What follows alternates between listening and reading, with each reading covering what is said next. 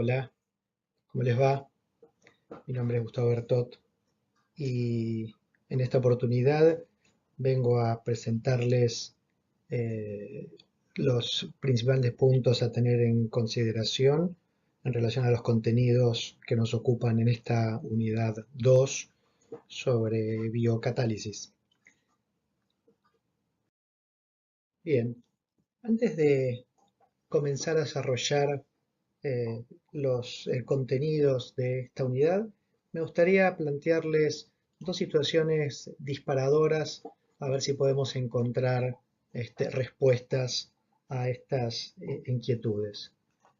En primer término, si observamos la secuencia temporal en días de descomposición de esta hamburguesa, incluso como consecuencia de la presencia de microorganismos que claramente favorecen este proceso, me pregunto, ¿esto significa que todavía yo estoy descomponiendo la hamburguesa que me comí hace 15 días?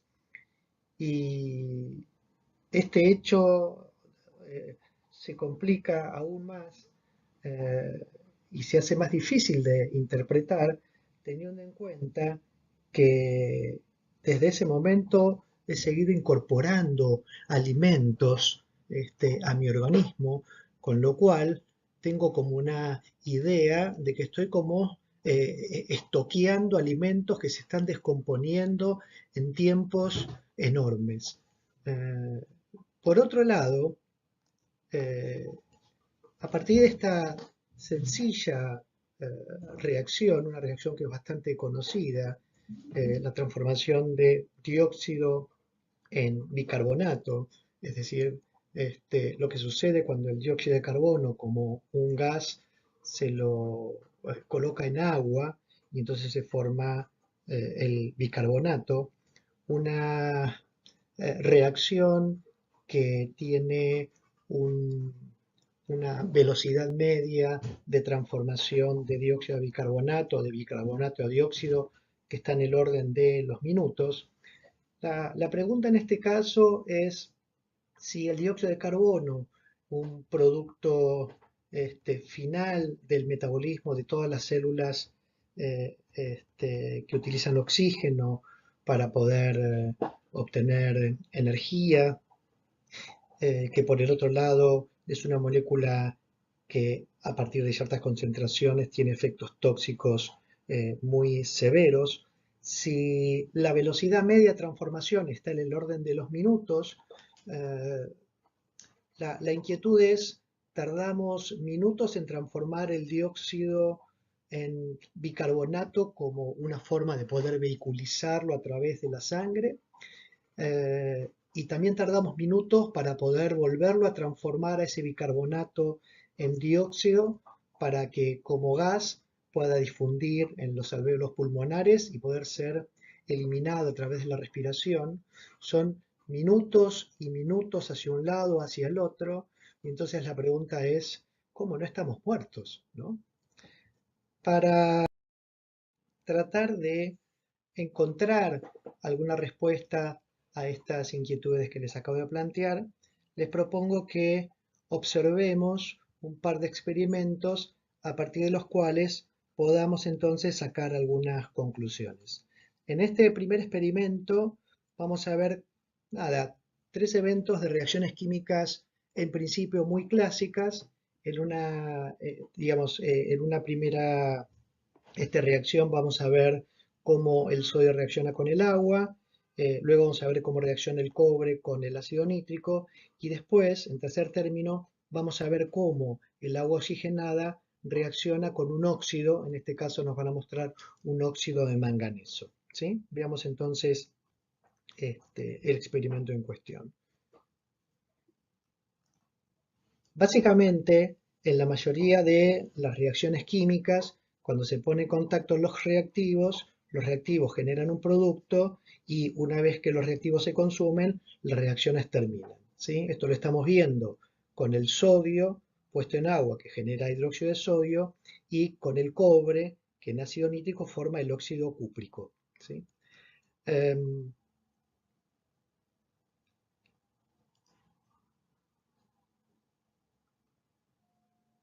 Cuando observamos, ¿sí?, la adición del óxido de manganeso en el peróxido de hidrógeno en el agua oxigenada, vemos que también se produce una rápida reacción.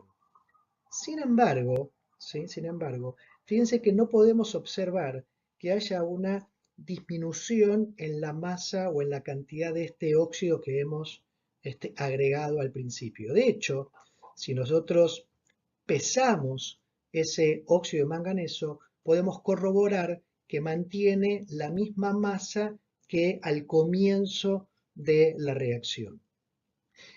El agua oxigenada, ¿sí?, el agua oxigenada es una molécula relativamente estable, ¿sí?, con una velocidad de descomposición media variable que puede estar en el orden de horas.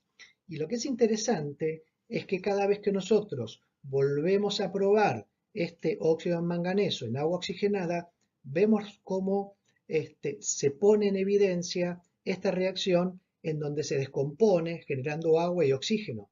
Como observamos recién acá, vimos que se prendió una llama por la presencia de este oxígeno. Eh, Nuevamente volvemos a corroborar qué sucede con la masa de este óxido de manganeso y podemos volver a definir que no ha cambiado su masa. Por lo tanto, lo que es interesante que ha ocurrido en este tercer experimento respecto de los dos primeros es que tanto en presencia como en ausencia del óxido de manganeso, la reacción que se verifica es la reacción de descomposición del agua oxigenada en agua más oxígeno, ¿sí?, sin haber observado ningún cambio, ningún producto nuevo y cambio, como les decía, en la masa de este óxido de manganeso. En este segundo experimento volvemos otra vez a trabajar con la descomposición del agua oxigenada en agua más oxígeno, nada más que en este caso, en vez de utilizar un óxido, lo que nos van a mostrar es qué es lo que sucede con la descomposición del agua oxigenada en presencia de cloruro de hierro.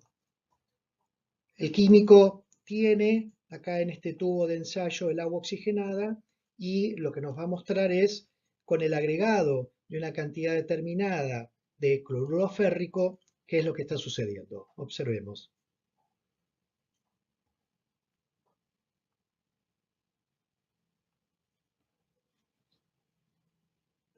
Ahí lo está agregando y fíjense lo que ha sucedido.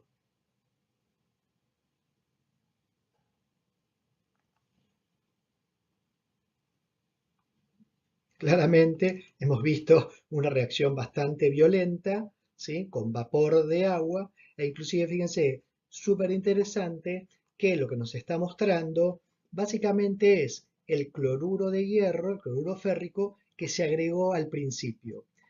Uno podía preguntarse qué fue lo que pasó con el peróxido de hidrógeno, qué pasó con el agua oxigenada que había en el tubo.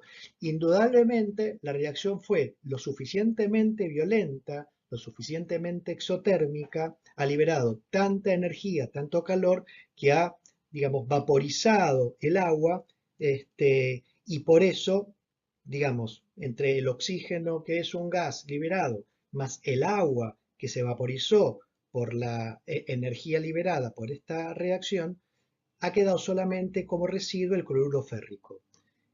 El químico vuelve a colocar agua oxigenada en el tubo, ahora sobre el cloruro de hierro, y veamos qué es lo que sucede.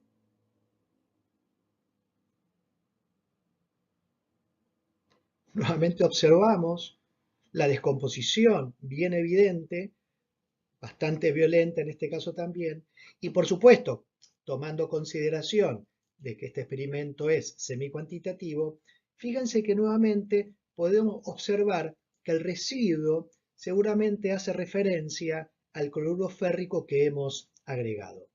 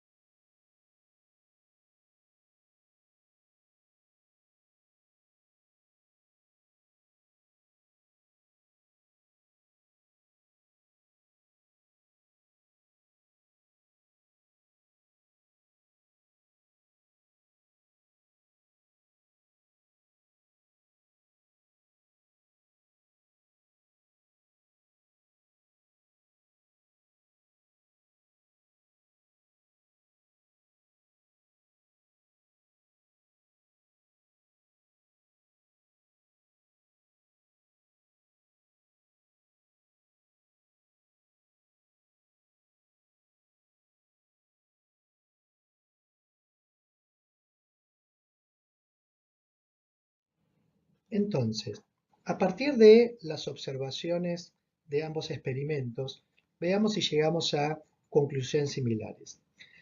En primer lugar, el agregado del óxido de manganeso, el agregado del cloruro férrico al agua oxigenada, solamente lo que hizo fue poner de manifiesto en forma evidente y rápida la reacción de descomposición del agua oxigenada. Podemos concluir que la presencia del óxido y el cloruro férrico lo que hizo fue acelerar la reacción, no crea la reacción. La reacción de descomposición del peróxido de hidrógeno ocurría. Que en tal caso nosotros no pudiéramos ponerla en evidencia, tiene que ver con el tiempo medio en la que el agua oxigenada se descompone. Otra conclusión fue interesante, es que tanto para el óxido de manganeso como para el cloruro férrico, pudimos observar que no se perdió masa cuando, digamos, se puso en contacto con el peróxido de hidrógeno. Es decir, no participó de la reacción ni como reactivo ni como producto. En ambos casos se recuperó al final de la reacción tal cual como se había utilizado al comienzo de la misma. Por lo tanto, claramente decimos, no hubo un consumo de estas sustancias. Y es más, hemos visto cómo pudo ser reutilizado, tanto en el caso del óxido de manganeso, volviéndolo a poner en presencia del agua oxigenada, como cuando el químico agregó nuevamente agua oxigenada al tubito que tenía el residuo de cloruro férrico. Es decir, que como sustancia en esta reacción no tuvo ningún tipo de participación de tipo estequiométrica, es decir, no hay una cantidad determinada ni de óxido de manganeso ni de cloruro férrico que fue necesario para que esta reacción se pusiera en evidencia.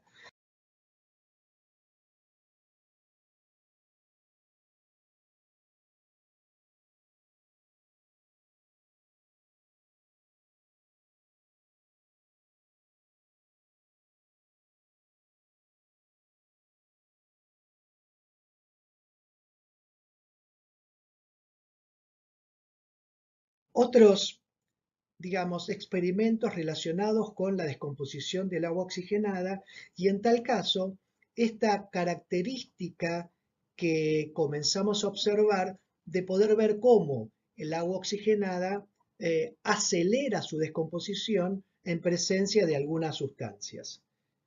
En este caso, lo que les muestro es el,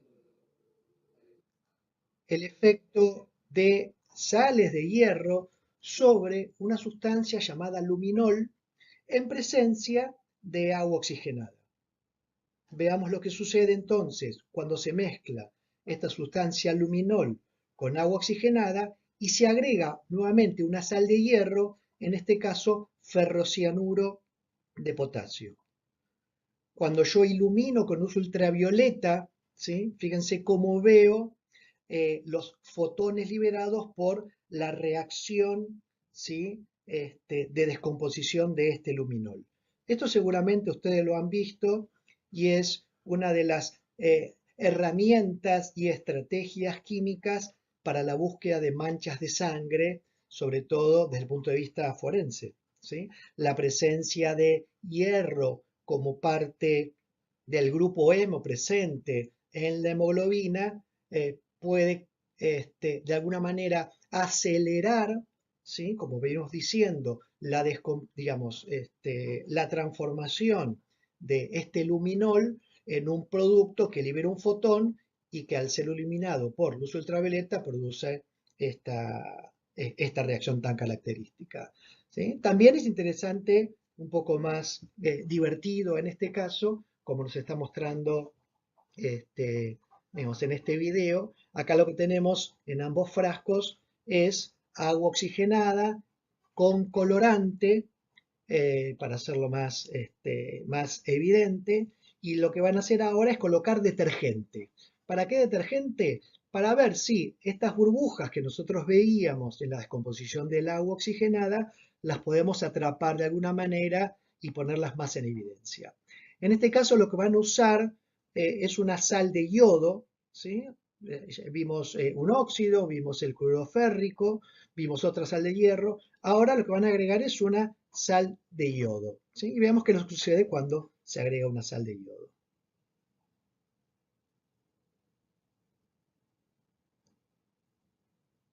Claramente pudimos poner de nuevo en evidencia la rapidez en la que se descompone el agua oxigenada generando agua y oxígeno, ¿sí? Las burbujas de oxígeno, al ser atrapadas este, por el detergente, genera esto bastante divertido que se llama pasta de dientes de elefantes, ¿sí?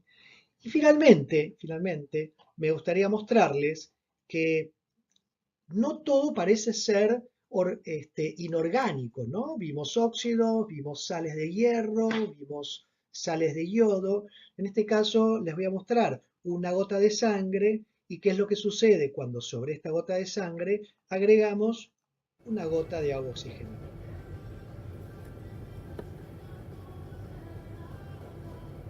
De nuevo, observamos que eh, la sangre acelera el proceso de descomposición del agua oxigenada, lo podemos observar a través de las burbujas que tenemos en el portaobjetos, e inclusive cualquiera que haya utilizado oxigenada, por ejemplo, cuando tuvo algún sangrado de nariz, ha sentido esas burbujitas que se forman cuando el agua oxigenada ha digamos, estado en contacto con la sangre.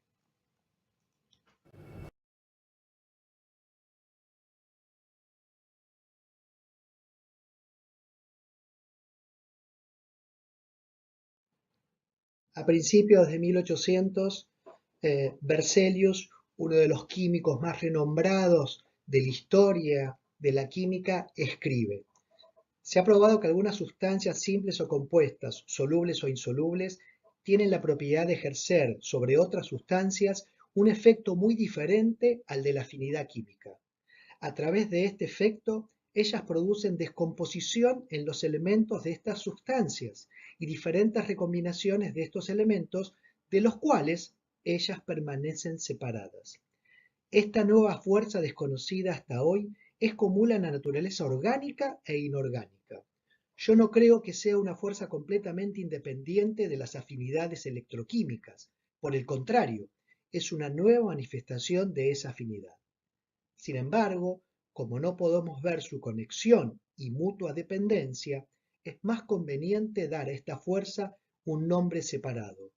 Yo la llamaré fuerza catalítica y llamaré a la descomposición de sustancias por estas fuerzas catálisis, de manera similar que a la descomposición de sustancias por la afinidad se las llama análisis. Ahora sí, oficialmente podemos entrar en el mundo de los catalizadores. ¿Cuáles son los objetivos que planteamos para esta unidad? Podemos dividirlos en tres grandes objetivos, ¿sí? Los aspectos básicos de la catálisis y de los catalizadores, analizando sobre todo a las enzimas como los catalizadores biológicos. En este primer punto vamos a tratar de analizar un poco las características generales del proceso catalítico. Vamos a tratar de entender a las enzimas y las ribosimas como catalizadores biológicos y dónde están sus características diferenciales de otro tipo de catalizadores. Vamos a hablar de algunas consideraciones estructurales respecto del proceso catalítico. Hablaremos particularmente del centro sitio activo. Vamos a hablar de la participación de los cofactores en los procesos catalíticos y vamos a hablar de factores que modifican la actividad, digamos, básicamente de estos procesos catalíticos, en particular de las enzimas. Por otro lado, vamos a tener también como un segundo objetivo central analizar un poco los fenómenos principales de la cinética enzimática y de los procesos de inhibición de la actividad enzimática. Ahí vamos a trabajar sobre el modelo de Michaelis y Menten, vamos a tratar de poder interpretar cómo usar los parámetros cinéticos desde el punto de vista biológico, vamos a definir un poco los distintos tipos de inhibición que podemos encontrar y contrastar un poco las características de cada uno. Y en tercer término, vamos a hablar y vamos a hacer un poco de análisis sobre los procesos de control y regulación de la actividad enzimática, ¿sí? Ahí veremos los principales sistemas o mecanismos de regulación para tratar de ir construyendo un poco de este fundamento para todos los temas que vienen posteriormente. Eh, Retomando un poco lo que hablamos al principio, volvamos a definir algunas de las propiedades principales que encontramos en el mundo de los catalizadores. Dijimos que los catalizadores aceleran reacciones, no crean reacciones, es decir, pueden actuar siempre sobre reacciones que se definen como tales, ¿sí? Permanecen inalterados al final de la reacción, no se consumen durante la reacción, no forman parte de la reacción y en consecuencia, al no consumirse y permanecer inalterado, pueden ser reutilizados tantas veces en principio como ese catalizador pueda permanecer en su estructura original. Hemos visto que al no formar parte de la reacción, no actúa en relación estequiométrica, es decir, yo necesito tanta cantidad de catalizador para la reacción tal. Y una propiedad extra que, digamos, no habíamos analizado, pero que ahora la podemos tener en consideración, tiene que ver con, digamos, la constante de equilibrio para aquellas reacciones, obviamente reacciones que están en equilibrio. Los catalizadores no crean reacciones, solamente las aceleran. En consecuencia, lo que harán es que las reacciones en equilibrio lleguen más rápido a esa situación de equilibrio. Por lo tanto, los catalizadores no modifican la constante de equilibrio de una reacción. Ahora, ¿cómo hacen los catalizadores para acelerar reacciones? ¿A través de qué mecanismo es que logran estos efectos? Si nosotros analizamos qué pasa cuando juntamos metano con oxígeno, básicamente lo que veremos es una cierta estabilidad sin una reactividad muy evidente. Para que realmente el metano y el oxígeno formen dióxido de agua, lo que tenemos es que eh, suministrar una cierta cantidad de energía para poder hacer que estas moléculas se vuelvan más reactivas y en consecuencia pasen a dar los productos determinados. Esta energía que necesitamos para que una reacción química ocurra es la que llamamos energía de activación. En esta energía de activación, ¿sí?, se genera un estado, si ustedes quieren, intermedio entre reactivos y productos llamado estado de transición. Por lo tanto, también podremos definir a la energía de activación como la energía necesaria para poder llevar a un reactivo al estado de transición. Toda reacción química está obligada a adquirir una cierta cantidad de energía para poder alcanzar ese estado de transición y en consecuencia poder generar los productos determinados. ¿Qué pasa cuando nosotros analizamos, ¿sí?, esta misma reacción pero en presencia de un catalizador? ¿Sí? Por ejemplo, una sustancia que permita que ambos reactivos, el metano y el oxígeno, se unan, se localicen, se acerquen de tal manera de favorecer las interacciones entre ambas moléculas para que se genere el producto.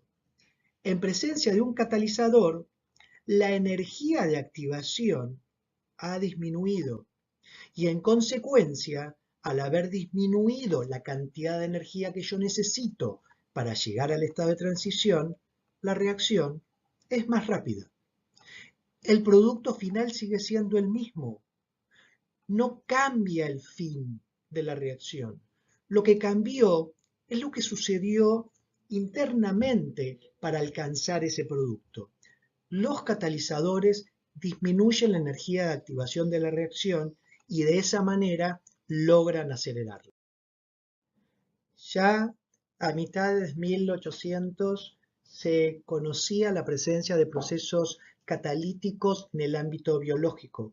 De hecho, Wilhelm Kuhn es el que propone por primera vez el término enzima para estos procesos catalíticos asociados a fermentos, aunque pasó bastante tiempo hasta que se demostró la naturaleza proteica de las enzimas. En la década de 1980, Altman y Sech son los que descubren que esta actividad catalítica también se encontraban en algunos ácidos nucleicos, particularmente ARNs, que fueron llamadas ribosimas.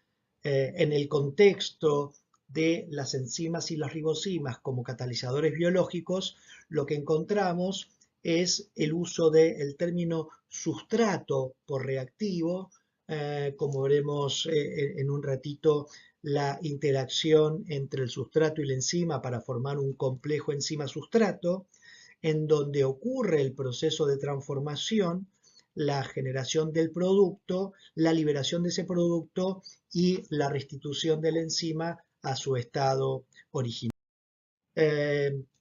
Como decíamos, la naturaleza química de estos catalizadores biológicos es proteica en el caso de las enzimas y ARN en el caso de los ARN catalíticos o llamadas ribosimas. Lo que es sumamente interesante y a partir de la naturaleza de estas moléculas es que se abre una capacidad muchísimo más amplias en los procesos catalíticos respecto de los catalizadores inorgánicos, dado que ambas estructuras pueden adquirir niveles de organización estructural superiores, estructuras secundarias, estructuras terciarias, inclusive estructuras cuaternarias. Las interacciones ahora que se están dando entre el sustrato o los sustratos y la enzima definen propiedades que son, entre comillas, muy especiales para este tipo de catalizadores. Una de las características estructurales más importantes que vamos a encontrar en las enzimas y en las ribosimas es la presencia de un sitio, un centro, un lugar en donde el sustrato interacciona con la enzima y en donde va a ocurrir el proceso catalítico. Eso es lo que conocemos como centro activo, y en este centro activo, formado por las interacciones de los aminoácidos, de ciertos aminoácidos presentes en la estructura proteica o de ciertos nucleótidos, en el caso de los ARNs, conforma un lugar que permite acomodar, permite unir al sustrato o a los sustratos de tal manera de poder orientar y favorecer los procesos químicos que van a ocurrir para la generación de los productos. Veamos cómo rápidamente esto se pone en evidencia cuando vemos en el centro activo cómo el sustrato experimenta los cambios químicos de alguna manera ayudado por las interacciones que se están dando por los aminoácidos del centro.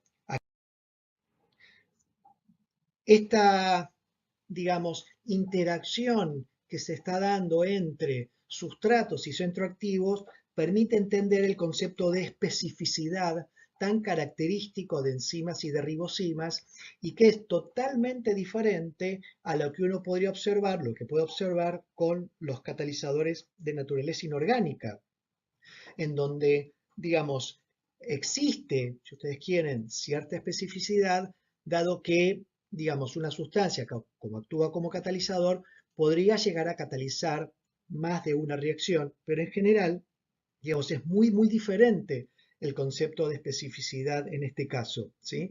Acá es donde la naturaleza muestra toda su capacidad para poder lograr que estos procesos para acelerar reacciones tomen una dimensión que en el plano biológico son esenciales. Por otro lado, dada la naturaleza orgánica de las enzimas y de las ribosimas, es esperable que estén sujetas a alteraciones como consecuencia de las temperaturas. Estas estructuras normalmente que adquieren niveles de organización superior, estructuras secundarias, terciarias y cuaternarias, sufren o experimentan, mejor dicho, los fenómenos de desnaturalización. Por lo tanto, otra propiedad que es característica de las enzimas y ribosimas como catalizadores biológicos es la termolabilidad. Finalmente, una tercer propiedad que también es característica de enzimas y ribosimas tiene que ver, dada su naturaleza orgánica, con la capacidad de poder regular o controlar su actividad. En el caso, digamos, de las proteínas, como cualquier otra proteína, una enzima está sujeta a los mismos mecanismos de control que puede experimentar cualquier otra proteína, y lo mismo sucede con los AR. ¿Sí? Eh, es interesante, ¿sí?, tomar en consideración que además del centro activo, en las enzimas podemos encontrar otros sitios no catalíticos, pero sí que pueden unir sustancias y al unir esas sustancias, en tal caso, modificar, alterar la actividad enzimática.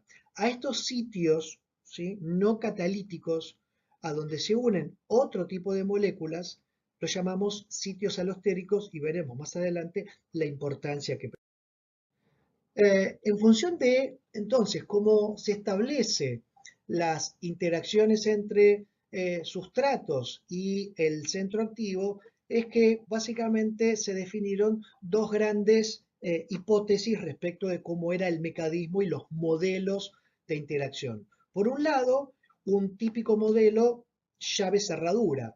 La enzima sería la cerradura perfecta para una llave llamada sustrato.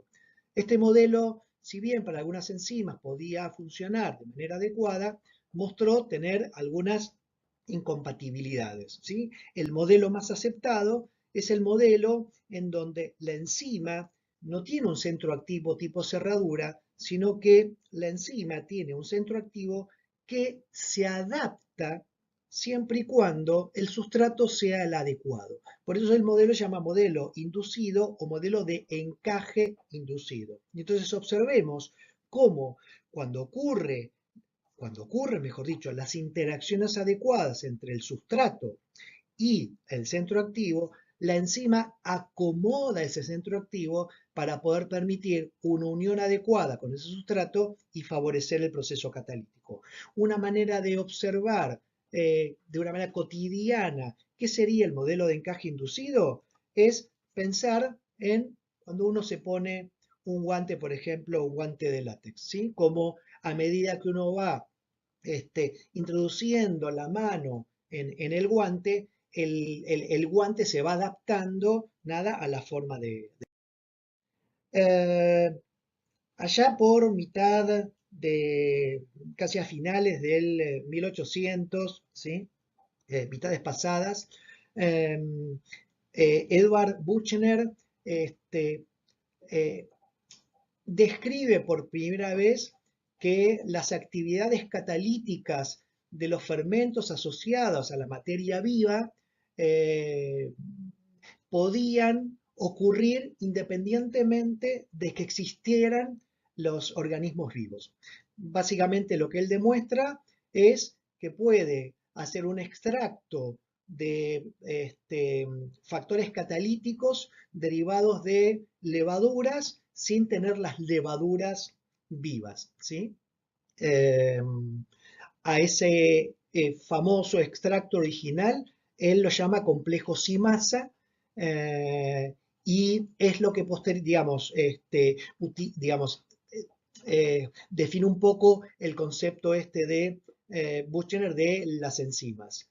¿Qué es lo que hizo Harden como consecuencia de los trabajos sobre este complejo Cimasa descubierto por Buchner, él demostró que para que este complejo libre de organismos pueda catalizar reacciones, necesita de algunas sustancias sin las cuales no ocurría este proceso catalítico. A estas sustancias que él demuestra que son termorresistentes, que son dializables, es decir, que tienen tamaños muy pequeños, él las denomina coenzimas. Nosotros reconocemos actualmente a toda esta familia de moléculas no proteicas de bajo peso molecular que son esenciales para la actividad de ciertas enzimas con el término cofactor. De tal manera, el concepto es una enzima que requiere un cofactor va a tener una parte proteica y los cofactores asociados de tal manera que cuando la apoenzima se une a sus cofactores, forma la enzima completa u holoenzima. Para la mayoría de las enzimas que requieren cofactor, esos cofactores son esenciales para la actividad enzima. Dentro de estos cofactores, nosotros podemos reconocer, como para poder organizar un poco la información y el contenido, podíamos distinguir a los cofactores según su naturaleza química, es decir, cofactores de naturaleza orgánica o cofactores de naturaleza inorgánica, y dentro de los cofactores orgánicos vamos a hablar de grupos prostéticos o de coenzimas, mientras que dentro de los cofactores inorgánicos podemos hablar de metaloenzimas o enzimas activadas por metales. Para nosotros, ¿sí? Creo que la organización de lo que es un cofactor, más que por su naturaleza química, nos conviene entenderlo según cómo el cofactor se une a la enzima. Cuando los cofactores se unen covalentemente, fuertemente a la enzima, es decir, permanecen continuamente unidos a la enzima, a esos cofactores los llamamos grupos prostéticos. Y son grupos prostéticos independientemente de si su naturaleza es orgánica o su naturaleza es inorgánica. Por el otro lado, si los cofactores tienen libertad de unión con la enzima, es decir, se unen a la enzima cuando la enzima cataliza reacciones y luego se separa, a eso es lo que denominamos coenzimas. Y nuevamente, las coenzimas, independiente de su naturaleza química, las coenzimas también pueden ser de naturaleza orgánica o de naturaleza inorgánica. Una coenzima, entonces, es un cofactor que se une a la enzima al momento en el que la enzima cataliza la transformación de un sustrato en un producto. Y en consecuencia, la coenzima también se libera luego del proceso catalítico. Un grupo prostético está permanentemente unido a la enzima y va a participar, obviamente, del proceso catalítico, pero siempre va a permanecer unida a la enzima. Si durante el proceso catalítico tanto una coenzima como un grupo prostético son químicamente modificados, deberán nuevamente volver a su estado original para que puedan seguir participando de los procesos catalíticos. Esto es algo muy interesante, no para ahora, sino para más adelante. La necesidad de entender este concepto. Si una enzima durante el proceso catalítico se modifica o su cofactor se modifica, al final de la reacción deberán volver a su estado original. Hay, digamos que prácticamente todas las enzimas en sus estros catalíticos suelen tener algún metal, ¿sí?, asociado, así que tenemos una enorme variedad de metales que participan como cofactores, en algunos casos participan como cofactores tipo grupo prostéticos, en algunos casos participan como cofactores coenzimas, es decir, ingresan o salen, ¿sí? Zinc, magnesio, manganeso, molibdeno, el hierro, el cobre, el calcio, el selenio, el níquel, etcétera, son cofactores de todo un conjunto de proteínas. Y por el otro lado, los cofactores de naturaleza orgánica, cuando uno analiza un poco quiénes son estos famosos cofactores, encuentra un grupo de moléculas muy conocidas, quizá no con este papel. Vitamina B1, vitamina B2, nicotinamida, ácido pantoténico, vitamina B6, biotina, ácido fólico, vitamina B12, es decir, todo el famoso complejo B funciona como cofactor enzimático, ya sea porque existen algunas vitaminas que son directamente cofactores, como es en el caso de la biotina, o vitaminas que a través de un proceso de activación química funciona como cofactor, como es el caso de la tiamina, que actúa como pirofosfato de tiamina, o porque la vitamina da parte de su molécula como precursor para la síntesis de esos cofactores, como observamos con la vitamina B2, la riboflavina, que da origen al FAD o al FMN, o la nicotinamida, que da origen al NAD y al NAD-fosfato, etc. Interesante en esta primera aproximación en la relación vitaminas, cofactores enzimáticos esenciales para la actividad de esas enzimas. La actividad enzimática no solamente es el resultado de la interacción entre los sustratos y el centro activo. La actividad enzimática puede ser modificada por factores que pueden influir en esa relación.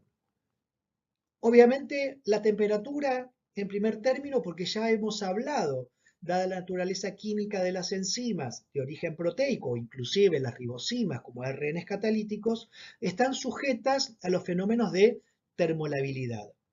El pH, la propia concentración de enzima, la concentración de sustrato y la presencia de sustancias que actúan como inhibidores son factores que afectan la actividad enzimática. Vamos a analizar un poco cada uno de estos. En principio, la temperatura.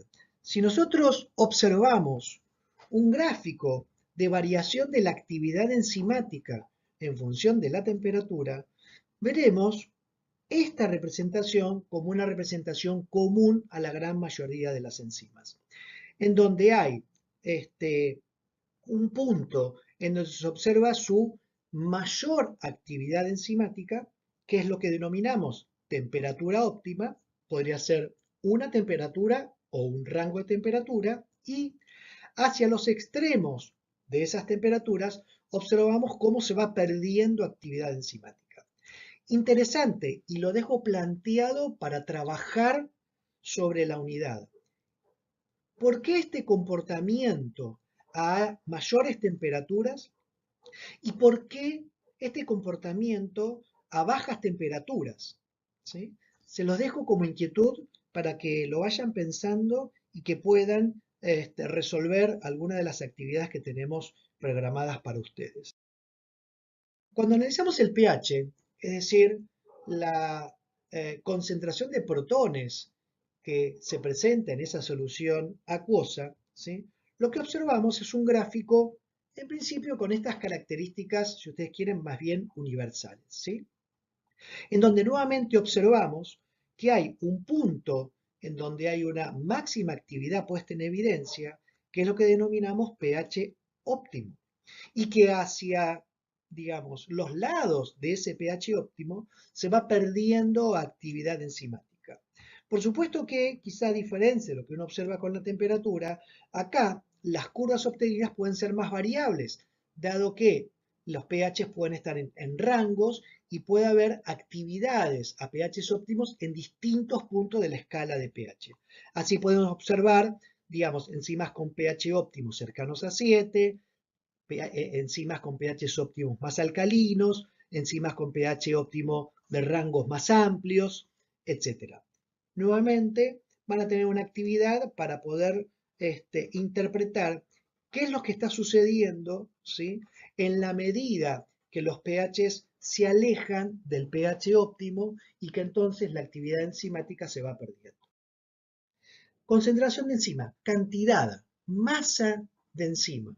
Cuando yo analizo qué es lo que sucede con la actividad enzimática en función de la cantidad de enzima, lo que observo es un gráfico con estas características.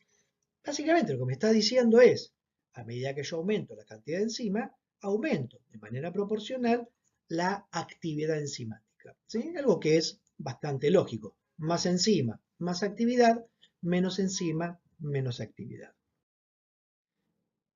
Cuando nosotros ponemos como eje de análisis qué es lo que sucede con la concentración de sustrato como un factor que afecta a la actividad enzimática, estamos poniendo en realidad como título de análisis a la cinética enzimática. La cinética enzimática estudia la velocidad de las reacciones químicas que son catalizadas por las enzimas. El estudio de cinética enzimática a través de modelos matemáticos es lo que permitió y sigue permitiendo tener una idea de cómo es el mecanismo catalítico, tener una idea de, digamos, la participación de esa enzima en un proceso metabólico determinado, nos permite entender el control o la regulación que se puede establecer sobre la actividad de la enzima a nivel celular, nos permite entender la dinámica de, digamos, esa enzima en presencia de inhibidores, de drogas, de veneno, y en consecuencia poder utilizarlas como estrategias de tipo terapéuticas a través de las modificaciones que puedan ser sobre su actividad en cuestión. Algo que es interesante respecto de las enzimas y obviamente de las ribosimas tiene que ver con el concepto de centro activo. Si yo considero que una enzima tiene un centro activo, obviamente hay un momento en donde para una cierta cantidad de enzima yo podré tener ocupado cada uno de esos centros activos por un sustrato. Esa condición es la que nosotros definimos como saturación. Y es muy interesante porque una vez que una enzima está saturada, no puede aumentar su capacidad catalítica, porque ya está toda la enzima en ese momento trabajando al máximo de su velocidad. Así que es un concepto que también va a aparecer más de una vez. En 1913, ¿sí? Leonor Michaelis, ¿sí? En Francia, y Maud Menter, con una becaria que había ido a trabajar a sus laboratorios de Estados Unidos, escriben un trabajo que fue, digamos, fundamental y fue el que definió lo que sucedió con la cinética enzimática para adelante. ¿Sí? Ellos plantean, ¿sí? Plantean a través de una serie de experimentos y ciertas condiciones restrictivas que una enzima con un único sitio de unión a sustrato, cuando se une al sustrato forma un complejo enzima-sustrato caracterizado por la velocidad de formación y la velocidad de disociación de ese complejo enzima-sustrato, y que en ese complejo enzima-sustrato es donde ocurre el proceso catalítico que va a dar origen al producto y a la liberación de la enzima nuevamente a su estado original a través de una nueva velocidad de disociación del complejo enzima-producto en enzima más producto. Cuando ellos analizan, ¿sí? En este contexto y algunas restricciones más que en este momento no vienen al caso, ellos logran definir el comportamiento cinético de una enzima con estas características respecto de un sustrato.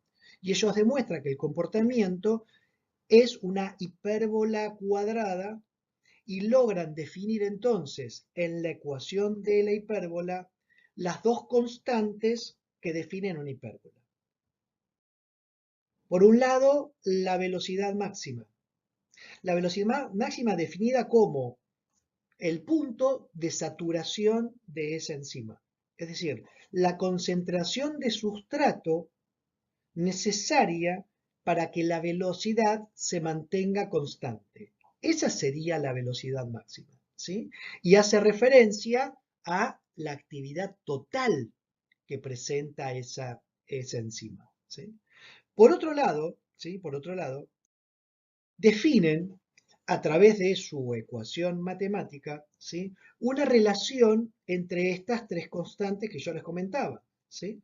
La constante de formación del complejo enzima-sustrato frente a las dos constantes de disociación del complejo enzima-sustrato, para volver a dar sustrato o para dar el producto, ¿sí? Matemáticamente, esta relación de constantes termina siendo definida como constante de Michaelis y Menten. Y la podemos definir diciendo que la constante de Michaelis es la concentración de sustrato que se necesita para alcanzar la mitad de la velocidad máxima de esa enzima, ¿sí? Cuando la enzima llega a la mitad de su velocidad máxima, la concentración de sustrato que se necesitó para eso es lo que se define como constante de Michaelis. Es decir, es una constante que tiene como unidad la unidad del sustrato. Micromolar, molar, milimolar, gramos, la que esté considerándose, ¿sí? Y ambas son constantes definidas en esa ecuación y le dan identidad a esa enzima. Es decir, yo puedo aprovechar estas constantes para poder entender, ¿sí?, la identidad de esa enzima y para poder, a partir de estos dos parámetros, analizar el comportamiento de esa enzima respecto de varios sustratos, el comportamiento de esa enzima respecto de otra enzima para un mismo sustrato, etc. Hay eh, una forma de visualizar a la constante de Michaelis en relación con el concepto de afinidad, es decir, la tendencia a que se forme el complejo enzima-sustrato o la tendencia a disociarse, ¿sí?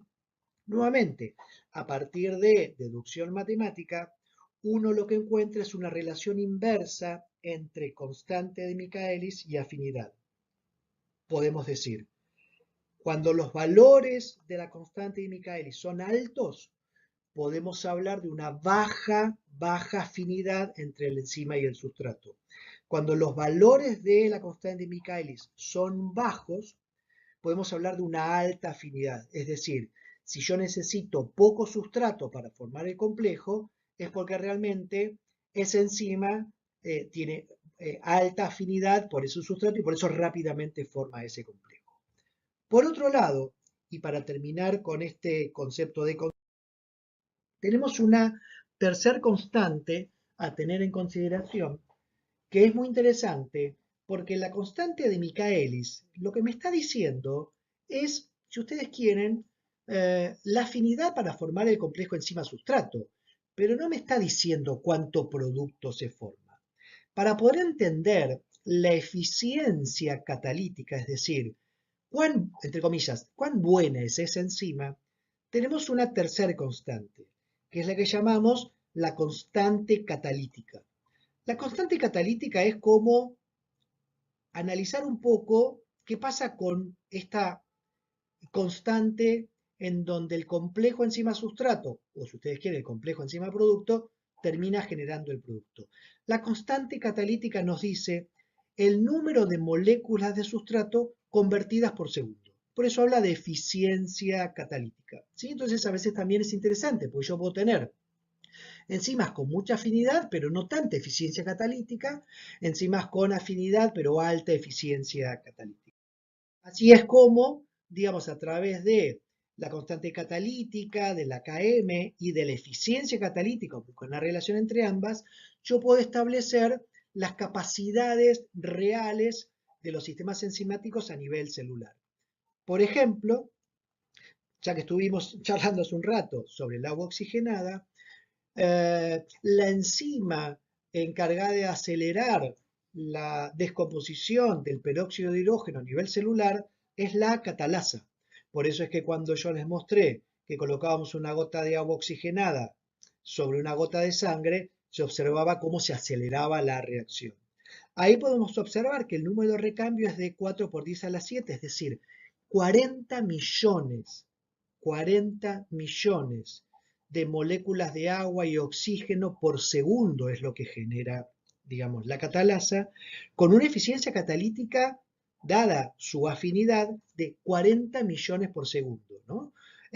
Lo mismo sucede con la anhidrasa carbónica, la enzima que se encarga de transformar, mejor dicho, de transformar, se encarga de acelerar la transformación de dióxido en bicarbonato, ¿sí? Con una eficiencia catalítica que está en el orden de los entre 2 y 8 millones de moléculas, ¿sí? Y entonces permite entender, digamos, la capacidad de acelerar que tienen estas, ¿sí? Les planteo la siguiente situación. Una enzima que tiene la capacidad de poder catalizar la transformación de tres sustratos. El sustrato 1 en el producto 1, el sustrato 2 en el producto 2, el sustrato 3 en el producto 3. Entonces, desde el punto de vista biológico, uno podría plantearse, ¿esta enzima trabaja al azar con los tres sustratos? Si yo le oferto los tres sustratos. ¿O la enzima tiene alguna prioridad catalítica? ¿Cómo puede hacer para poder definir si hay un proceso azaroso o en realidad es un proceso catalítico preferencial? Uno de los instrumentos que tenemos es analizar la constante de Michaelis, ¿sí? Para cada uno de esos sustratos. Supongamos, ¿sí? Supongamos que la constante de Michaelis para el sustrato 1 es de 10 milimolar, para el sustrato 2 es de 0,1, para el sustrato 3 es de 1. Lo que estaríamos diciendo es, yo necesito 10 milimolar de este sustrato para alcanzar el 50% de la actividad de esta enzima. Necesito 0,1 milimolar de este sustrato para alcanzar el 50% de la actividad catalítica y en el caso del sustrato 3 necesito de 1 milimolar. Con estos datos yo puedo predecir cuál es el orden entonces, no azaroso, sino el orden de preferencia catalítica cuando oferto estos tres sustratos. Claramente, cuanto menos es la constante de Michaelis, mayor es la afinidad y uno podría, aún sin conocer la constante catalítica, predecir que la preferencia va a estar sobre el sustrato 2, luego sobre el sustrato 3 y en última instancia, si hay realmente cantidad suficiente de sustrato 1, será el sustrato 1. ¿Sí? Entonces eso me permite, digamos, por ejemplo, interpretar cuando una enzima celular tiene más de un sustrato para catalizar, si existe o no preferencia catalítica. La segunda situación que les planteo es dos enzimas que pelean por el mismo sustrato. Nuevamente la inquietud ¿es un fenómeno al azar? ¿Este sustrato puede ser tomado al azar por la enzima 1 o la enzima 2? ¿O hay una preferencia de utilización de ese sustrato? De nuevo, si yo les muestro que para la enzima 1 el Km es de 10 y para la enzima 2 el Km es de 0,1, nuevamente, al igual que hicimos con el ejemplo anterior, queda bastante en evidencia que la preferencia de reacción va a ser la de la enzima 2. Al tener un menor Km, tiene mayor capacidad de poder, a bajas concentraciones de sustratos, catalizar la transformación de sustrato en el producto 2. Este es un interesante ejemplo de cómo nosotros vamos a poder utilizar esta información. No vamos a trabajar en función de los procesos matemáticos, de la ecuación matemática, del desarrollo matemático, sino que nuestro objetivo es tratar de poder interpretar este tipo de fenómenos a partir, sí, de estos parámetros cinéticos. Como El modelo Michaelis-Menten es una curva y desde el punto de vista del trabajo con curvas es muy complicado. Una vez que los trabajos de Michaelis y Menten fueron considerados, ¿sí?, por el ámbito científico de los enzimólogos, comenzaron los trabajos para tratar de poder acomodar ese modelo a un modelo más apto para poder, a partir de los resultados obtenidos en el laboratorio, piensen que estamos hablando de la década del 20, del 30, poder sacar toda esta información de los parámetros cinéticos. Así es como hubo varios, y sigue habiendo, diseños matemáticos para poder hacer de este modelo un modelo más apto para el trabajo. Lineweaver y Burke, ¿sí? Lineweaver y Burke son los que plantean uno de los modelos más conocidos de transformación matemática del modelo de Michaelis y Menten. La transformación matemática es una típica transformación para una hipérbola cuadrada y es hacer el doble recíproco. Es decir, aplicar 1 sobre la velocidad, 1 sobre la concentración de sustrato, y entonces, a partir de este desarrollo matemático, obtener la ecuación de una recta. Como yo para construir una curva necesito muchísimos puntos, pero para poder construir una recta necesito solamente 2, las transformaciones lineales lo que permiten es tener un número más reducido de puntos de análisis y la posibilidad de poder prolongar en el gráfico estas rectas. De tal manera que en estos gráficos lineales también, ¿sí?, también, al igual que vimos en los gráficos originales de Michaelis y Menten, podemos encontrar representados ambos parámetros cinéticos. Cuando la curva corta el eje Y, ahí tenemos 1 sobre la velocidad máxima. Cuando la recta corta el eje X, ahí tenemos el valor de menos 1 sobre km. Por lo tanto, experimentalmente, yo si tengo una curva, puedo perfectamente, a partir de estos números, obtener los datos de velocidad máxima y de km. Siempre, siempre con la precaución de reconocer que estos son dobles recíprocos. Por lo tanto, tendré que invertir el número para poder tener el número. Ahora, no todas las enzimas cumplen con la cinética de Michaelis y Menten. Recordemos que habíamos dicho que es un modelo que tiene ciertas restricciones. Por ejemplo, un solo sustrato, una, digamos, única centro activo. Aquellas enzimas que no cumplen con esta cinética micaeliana las conocemos como enzimas de tipo alostéricas. Y estas enzimas de tipo alostéricas suelen responder a dos modelos en donde, por ejemplo, en un caso un sustrato favorece la unión de un segundo o tercer sustrato, es decir, interacciones de tipo homotrópicas, ¿sí? El sustrato trabaja sobre la interacción de otros sustratos o la presencia de otras sustancias que pueden favorecer o no favorecer la unión del sustrato. En este caso, lo que llamamos interacciones heterotrópicas, ¿sí? Así como no todas las enzimas siguen una cinética de Michaelis y Menten, la gran mayoría de las enzimas utilizan más de un sustrato. Por eso hablamos en general de reacciones multisustrato.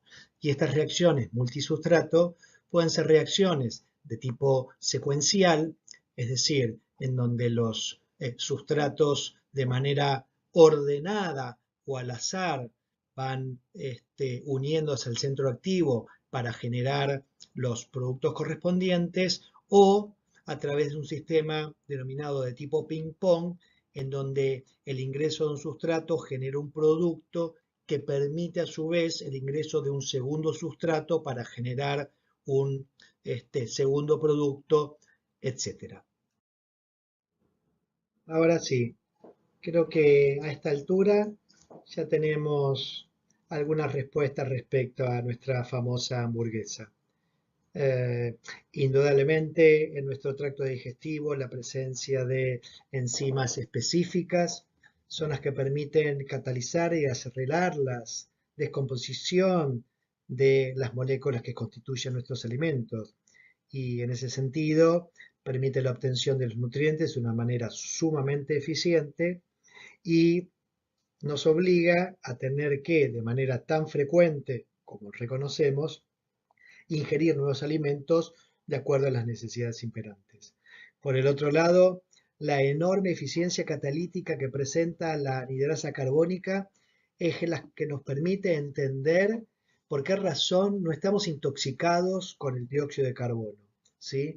Su capacidad catalítica, su constante catalítica, su número de recambio es enorme y entonces permite que ese dióxido generado en forma continua y en grandes cantidades por todas nuestras células con metabolismo aeróbico rápidamente puede ser transformado en bicarbonato para que circule de una manera no tóxica por la sangre y que a nivel de los pulmones rápidamente pueda ser de nuevo transformado en dióxido para que a través de la expiración lo podamos eliminar de nuestro cuerpo.